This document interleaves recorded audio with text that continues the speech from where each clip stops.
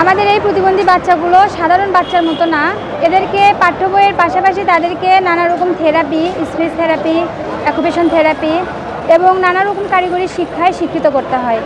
কেননা এদের মেধা অনুযায়ী, যেহেতু এখানে আমরা এনডিডি বাচ্চা নিয়ে কাজ করি আমাদের প্রতিষ্ঠানগুলোতে, cerebral palsy, down syndrome, autism, বুদ্ধি প্রতিবন্ধী, এই সকল বাচ্চাদেরকে পাঠ্যপুস্তকের যে পড়াগুলো আছে তার বাইরে তারা কীভাবে নিজের পরিচর্যা কীভাবে করতে হবে সেই জিনিসগুলো হাতে কলমে শিখিয়ে দেওয়া হয়।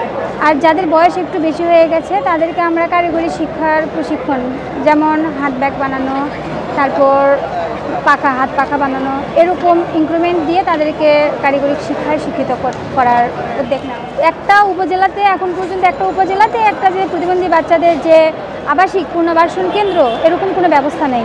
দেখা যাচ্ছে যে হয়তোবা জেলা পর্যায়ে একটি আছে, কিন্তু সে একটি বিদ্যালয়ে যারা অসহায়, কারণ এই প্রতিবন্ধী বাচ্চা তো আর শুধু যে ধনী ব্যক্তিদের বাড়িতে আছে এমনটা না, অসচ্ছল যে ব্যক্তিগুলো আছে যারা গ্রামের একদম নিম্ন পর্যায়ে, যেমন একদম প্রত্যন্ত অঞ্চলে যেই বাচ্চাগুলো আছে, সেই বাচ্চাগুলোকে তাদের বাবা মার টাকা পয়সা খরচা করে তো আপনার শহরে নিয়ে যাবে না, জেলা পর্যায়ে নিয়ে যাবে না।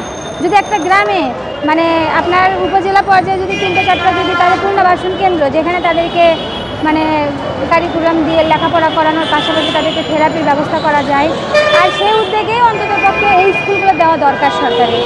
কেননা এই বাচ্চাগুলো তো নিজের পায়ে তারা আসতে পারে না, তাদেরকে গাড়িতে করে নিয়ে আসতে হয়, তাদেরকে হুইল চেয়ারে করে তাদেরকে নিয়ে আসতে হয়, তাদের পরিচর্যার এক্সট্রা আপনার সেবিকা দরকার হয়।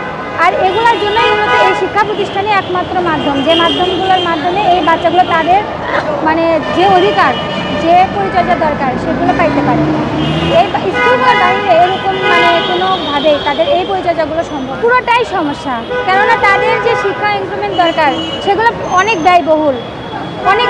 সেগুলো নিজেদের পক্ষ থেকে নিয়ে আসা বা তাদেরকে আমরা নিয়ে আসলাম, তাদেরকে নিয়ে আসা পর্যন্ত আমাদের সাধ্যের ভিতরে। তারপরেও তাদের যে যাতায়াতের যে ব্যবস্থা, গাড়ির অসুবিধা, তাদেরকে নিয়ে আসার পরে যে তাদের যে থেরাপির ব্যবস্থা, তাদেরকে যে সেবা দিবে, সেই সুযোগ সুবিধাগুলো আমরা সঠিকভাবে দিতে পারি না। কেন দিতে পারি না? সেগুলো তো আমাদের জিনিসই নাই। আমরা তাদেরকে যে জিনিসগুলোর মাধ্যমে, যে ইনক্রিমেন্টগুলোর মাধ্যমে তাদেরকে আমরা শিক্ষা দিব, সেই শিক্ষার যে পরিবেশ, একটা পরিবেশ দরকার। প্রথমত একটা পরিবেশ দরকার, তারপরে দরকার হচ্ছে উপকরণ। এগুলো তো আমাদের নিজেদের টাকা পয়সা খরচা থেকে নিয়ে আসা সম্ভব না।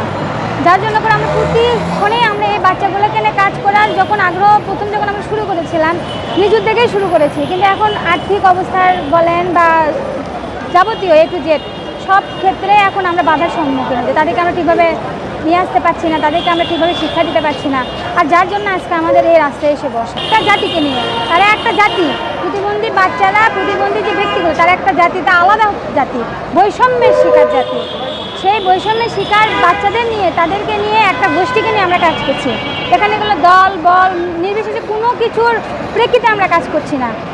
সেক্ষেত্রে এখন যে বর্তমান যে সরকার আছে, অন্তর্বর্তীকালীন সরকার, তিনি তো অবশ্যই আমাদের এই নিউজগুলো তার কানে যাচ্ছে। আজকে আমাদের অবস্থানের 8তম দিন, অবশ্যই তিনি আমাদের কথাগুলো শুনছেন, কিন্তু জানি না তিনি কিসের জন্য, কিসের আশায় এতক্ষণ ধরে অপেক্ষা করে আছে যে আমরা করবো বা করবো না। কেন এরকম ধীর গতিতে তারা পদক্ষেপ নিচ্ছে? আমরা বিগত ফ্যাসিস্ট সরকার আমলে আমরা বৈষম্যের শিকার হয়েছি। আমাদের আশা ছিল যে এই সরকার অন্ততপক্ষে আমাদের দুঃখ কষ্টটা বুঝবে, এবং সেই জন্যই আজকে আমরা রাজপথে আসছি যে তিনি অবশ্যই আমাদের পক্ষে হয়ে কাজ করবেন। কারণ আমরা যে কাজ করি সেটা একটা সামাজিক কাজ, আর এই সামাজিক কাজের মাধ্যমে তিনিও আমাদের সাথে অংশগ্রহণ করবে। এই স্কুলগুলো, এই প্রতিষ্ঠানগুলো স্বীকৃতি এবং এমপিওর মাধ্যমে আমাদের সঙ্গে তারা সহমত প্রকাশ করবে, আমরা এই আশা ব্যক্ত করি।